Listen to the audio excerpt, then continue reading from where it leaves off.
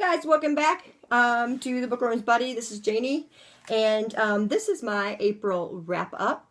I'm going to try my best to remember about all these books and what they were about, but I've had a good read. I read 12 books and one novella. 2 of the books in my original TBR I did not get to because I picked up a couple Net Galley books to do instead. So let's get started. I'm going to go ahead and do my Kindle reads first. Okay, so for the first one, it was called We Are the Goldens, and this is by Dana Reinhard.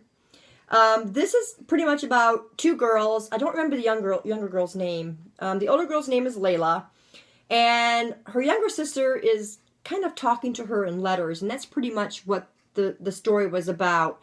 And how their lives were and how they turned out and what was going on. And Layla was always considered the one with her head on straight, and then her younger sister was always considered the baby, and she didn't get as many permissions and that kind of stuff, and it ends up Layla is the one that makes the worst mistakes. So it was an okay read. I rated it a 3 out of 5. This was a Net Galley pick, and it's young adult, and like I said, it was okay. 3 out of 5 stars. Okay, the next one I read was A Doorway. I can't find it on my Kindle, but it's The Doorway, Other Worlds. It's by Gary Martin, and he'd asked if I would read it and review it. Said I would. This one is pretty much these kids are hanging around this haunted house, and they find this book that they think is just, you know, playing around, and it's actually something to concoct a doorway. They've got almost everything they need except for the proper crystals, so they're playing around, and they actually do create the doorway. And since they didn't have the right tools, they go through the doorway, the door slams and cannot be opened, and they meet people, and those people tell them that their world was destroyed by meteors, and they need them to stop the radiation that's going on in their world. And that is pretty much the gist of the story. I rated this a 3 out of 5 stars. Like I said, it was okay. It was an okay read. This is the first of 4 installments, so I will definitely read the next 3 in this story. Okay, the next one that I read on my Kindle is Death Whispers by Tamara Rose Blodgett. This was my Kindle pick. It was just okay for me. I rated it 2 out of 5 stars. And the synopsis is there's these kids that get inoculated in kindergarten, and they're going to get some kind of power from that. And Caleb is a cadaver manipulator, which, you know, is very wanted by the government, so you kind of try to keep it covered up, because the last one that had this cadaver manipulation with 5 points, there's like points, and however many points you have to your power is how powerful you are. Well, Caleb's got 5 points. And so did this last kid, and they ended up not hearing from him again, and they didn't want this for Caleb, so they kind of keep it covered up. When I read the synopsis, I'm like, oh, this is going to be really good. And it really kind of fell short. There was not... One of the things that bugged me was this is set in 2025, and they have the power to give inoculations to kindergarten kids that will give them some kind of power as they grow, yet everything else was the same. Everything else stayed the same, like, you know, you drove cars, you had microwaves, that kind of stuff. So I realized that this is only, what, 9 years into the future? And you would think, though, that other things would have evolved too, but I don't know. Maybe that's just me. But like I said, I gave this one a 2 out of 5 stars. The last one that I read was a Net Galley pick, and it was called The Red Hot Fix. And this was by T.E. Woods. And I gotta say, I really enjoyed this one. It was very refreshing to have one that I could rate higher than a 3.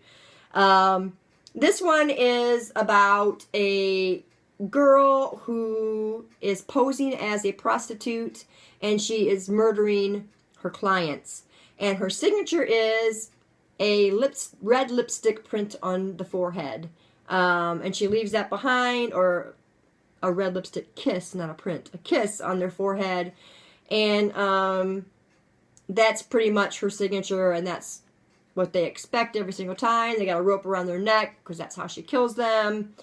And Mort Grant is our detective, and I absolutely loved him. He is a fantastic character. I think he was developed well. There was also a couple of other stories run along with it. All of them were very engaging, and I felt myself rooting for the good guys. And if you've been watching my channel, you know that I love more than one mystery within a mystery, and T.E. Woods does it well. So I gave this one a 4 out of 5 stars. And that was it for my Kindle picks. So now we're going to get on to the physical books. The first one in that is Quest. This is by Angie Sage. This is book 4 in the Septimus Heap series. Again, beautiful cover. I will always go on about these covers because they are absolutely gorgeous. This one we see them grow a little bit more. I'm not going to give away a whole lot of stuff in this one because it is book 4. But it was great, and I love the whole creation of Septimus's world, and I love watching them all grow, and I like the bad guys. I just think it's a great middle grade read that adults can enjoy. I gave this one a 4 out of 5 stars. Next one, Assassin's Code by Jonathan Mayberry. This is book 4 in the Joe Ledger series, and you all know how I feel about Joe. I love Joe. And like I said before, this series is mainly about terrorism and terrorist attacks, and Joe's got to stop them. This one, 4 kids, I think it was 4 kids, were kidnapped pretty much, and they're in Iran, and Joe has to go and rescue them. And other things happen along the way. It's so exciting, so much adrenaline pumping, and I absolutely love them. And Jonathan Mayberry has got to be a fantastic author to be able to make me like something about terrorism. So that says a lot about the series, and it's fantastic. Each one that I read, I'm excited to pick up and read because they're that good. I only own one more, and that one is The Extinction Machine. And then there's one more out that came out in March. And that one's Code Zero, which I still have to get. So yeah, really enjoying the series. And I didn't mention on these Kindle reads, the Red Hot Fix is coming out June 10th, if you want to check that out, the one by T.E. Woods. So go get that copy if you like mystery, because she's a great author. Anyway, for the next one is Harlan Coben's 6 Years. I was dying to get to this book, and I just actually got it like February, I think. My son actually bought it for me, and when I read the synopsis of this is what actually wanted me to first read the book. So you got this guy, and he promises the love of his life that he will leave her alone because she is getting married to somebody else. You know, make a promise that you're not going to bother me. So he makes the promise. 6 years go by, and there is a obituary of her husband. And he just had to make sure to go say, you know, my condolences for the loss of your husband. When he gets there, the only problem is the woman is not the woman he loves. So it just is a whole big to-do, and I love the characters.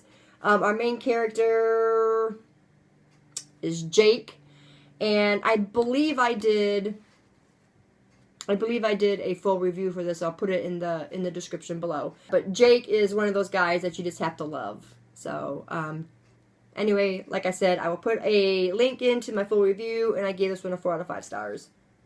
Oh, Assassin's Code was 5 out of 5 stars. I hate when I forget to tell you that. The next one I read was Witch and Wizard by James Patterson, co-writing Gabrielle Charbonnet. This one is, I was told was young adult. It really is middle grade, and you can tell it by reading it. What happens in this one is there's Wisty and there's Wit, and they're drugged from their home, and they're taken to this hospital awaiting their execution because they're a witch and a wizard. And while they're waiting to be executed, more of their powers come into play, and they didn't even realize they were a witch and a wizard. So, and then the story goes from there. I gave this a 3 out of 5 stars. It was an okay read. It'd be great for like middle grade kids. It's not one of those middle grade books that I think adults can really get into, like the Septimus Heap series. So you know, if you want to read it, read it. If not, you know, that's fine too. But 3 out of 5 stars for that. The next one I have here is Karen Slaughter's Fractured. This is book 2 in the Will Trent series. And I loved this one as much as I love Triptych. If not, maybe a little bit more. In this installment, you have a young girl who's murdered in her home. When they get there, the mother is there with the murder weapon and what they think is the perp laying on the floor. And Will Trent is called in, and they need to solve the mystery. I'm not going to tell you anything else about that because it would be easy for me to get carried away. But there is more than one mystery going on, which you know by now that I love that. Something else that I really love about her writing is the way she sets up the crime scenes, because it's almost like you're there looking too with them because it's so vivid and so real. And I absolutely love that. And there's always that one thing that will clue Will into what's going on. It gets the ball rolling. Absolutely love the way she writes. And yeah, the next one is Undone, and I'm really looking forward to getting started on that one, which will be this month now because we're in May. So I rated this one 5 out of 5 stars. Okay, the next one we have is The Coffin Dancer by Jeffrey Deaver. This is book 2 in the Bone Collector series, or the Lincoln Rhyme series, excuse me. And I was really kind of disappointed in this one. I just think that in this one, the cases were too easy. It just seemed like Lincoln Rhyme was just playing a game with the bad guy. The reason it got The Coffin Dancer is because he's got a tattoo, and it is the Grim Reaper dancing with a person. So he has a tattoo of that. That's why he's called The Coffin Dancer. The very first part of this book is all about being in this airplane, and this woman, Percy, I cannot stand her. She gets on my nerves. Everything is about her. She doesn't care if anybody gets hurt protecting her, and she's just like, oh, well, you know, kind of thing. All she cares about is herself and her business. But like I said, it just didn't grab me like the first one did. It was just okay. I gave it a 2 out of 5 stars. Sorry for anybody who likes it, but it just was too easy. There was like no real mystery. It was just like boom, boom, boom. Everything was figured out. So, yeah. Next one I read was Brother Odd by Dean Koontz. This is book 3 in the Odd Thomas series. And again, I really didn't care for it. High expectations for both of these. I went in with really high expectations. And, you know, this one thing I gotta say I did like about this is Dean Koontz used the nuns and the monks as heroes. So, I mean, that kind of, you know, made it be a little bit better. The characters were okay. It was just a big build-up, and then the story fell flat. There was no real climax to me. And I did do a whole review video, and I'll put that in the description below. Also, I will include my blog. 2 out of 5 stars for that one. Next one I read was Glimmer. This is by Annie Water, and I just hauled this for April in one of the book hauls in April. And I gotta say, I enjoyed it. I rated it 3 out of 5 stars. And what it is there's a young girl who is in college, and there's a stress of college and just things from the past that are bothering her, and she's letting everybody know, oh, I'm great, and I'm doing this, and I'm doing that, and she's really not, and it's her story of her struggle and those things that she's dealing with. And I really enjoyed the title of it as Glimmer, and you know, it's like a butterfly or a moth or something on the front. That's what attracted me to the book first, was just this cover, and I really enjoyed it. She is one of the biggest things in the story. She is part black, part white, and she got confronted by that, by people saying, what are you, white or black? And that was another, you know, kind of the issue that the author touches on in this book. The other issue is single parent homes. So she kind of brought it all together in this book, and I really did enjoy it. I rated it 3 out of 5 stars. I think there could have been a little bit more building on her background than what there was, or, you know, examine a little bit more going on. But she did most of the talking in this. in forms of a photograph, and then she would describe the photograph and go back in time and this and that. So it was a decent read, 3 out of 5 stars. And the last one I chose was Old Yeller, a classic, and I loved the movie, even though it was very sad. But the book is very good if you want to read a great classic. Everybody knows about Old Yeller. It's back in the 1800s. The men of the families have to go do a cattle drive. The families are left alone from summer till fall. And Travis is a 14-year-old boy who is now the man of the family. He has to take care of his family. And everything that goes along with that in the wild, and, you know, all that, you know, hunting and all that stuff. And then, of course, Old Yeller comes along, and the story goes from there. So this is a great classic to read. I enjoyed it. Very small. It's like 186 pages, and it was just a nice, quick read. And this is what finished up my April. So that is my haul, guys. I hope it wasn't too long. I hate when they're too long, but thanks for staying tuned. If you've read any of these books, let me know in the comments below. I would like to know what you think about any of them, or all of them, or whatever. And I'll see you in the next video, guys. Thanks. Bye.